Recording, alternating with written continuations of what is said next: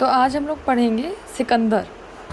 ठीक है, हमने घनानंद वाला टॉपिक कंप्लीट किया था। घनानंद और सिकंदर साथ के थे।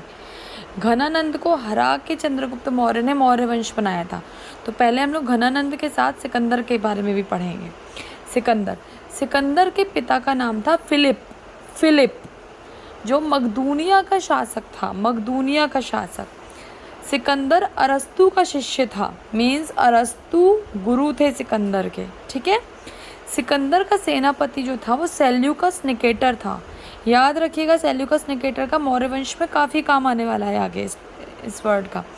तो सिकंदर का सेनापति था वो सेल्यूकस निकेटर था।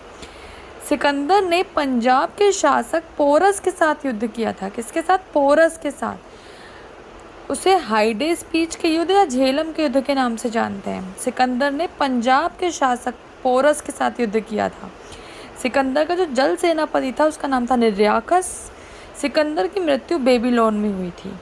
ठीक है, सिकंदर के बारे में इतना ही है। आप ल्यूसेंट ज़रूर लेके बैठा करो, मैं आपसे कहती हूँ बार बार, क्योंकि आपको कुछ हो सकता है कुछ ऐसा टॉपिक मिल जाए जो मैंने ना लिखा हो, तो आप उसमें अपना ऐड कर लो। अब हम लोग मौर्य साम्राज्य में आएंगे। मौर्य साम्राज्य के जो संस्थापक थे वो चंद्रगुप्त मौर्य थे। ये अवध की जो राजगद्दी है उसी के बारे में आगे बात हो रही है, जो हमने अवध का पढ़ा था। घनानंद को हरा के चंद्रगुप्त मौर्य आए थे, तो इन्होंने मौर्य साम्राज्य की स्थापना कर दी थी। घनानंद को हराने के लिए चंद्रगुप्त मौर्य ने चाणक्य से मदद ली थी। चाणक्य की जो पुस्तक है वो अर्थशास्त्र है। चंद्रगुप्त मौर्य के जो गुरु थे वो भद्रबाहु थे, क्योंकि चंद्रगुप्त जैन धर्म को मानने वाला था। भद्रबाहु एक जैनी गुरु थे, इसलिए इनके गुरु भद्रबाहु थे। सेल्यूकस निकेटर, देखिए सेल्यूकस निकेटर ही पीछे पढ़ा हमने। सिकंदर का वो था वो सेनापति। तो सेल्यूकस निकेटर का राजदूत हुआ मैगस्थनीज, जो कि चंद्रगुप्त मौर्य के दरबार में रहता था। तो सेल्यूकस निकेटर कहाँ से बात आ गई, आप लोग सोच रहे होंगे, तो लूसेंट लेके बैठो आप कि चंद्रगुप्त मौर्य की शादी सेल्यूकस निकेटर ने अपनी बेटी से करवाई थी, क्योंकि चंद्रगुप्त मौर्य ने सेल्यूकस निकेटर को युद्ध में हराया था, इसलिए इन्होंने अपनी बेटी उनसे शादी कराई थी।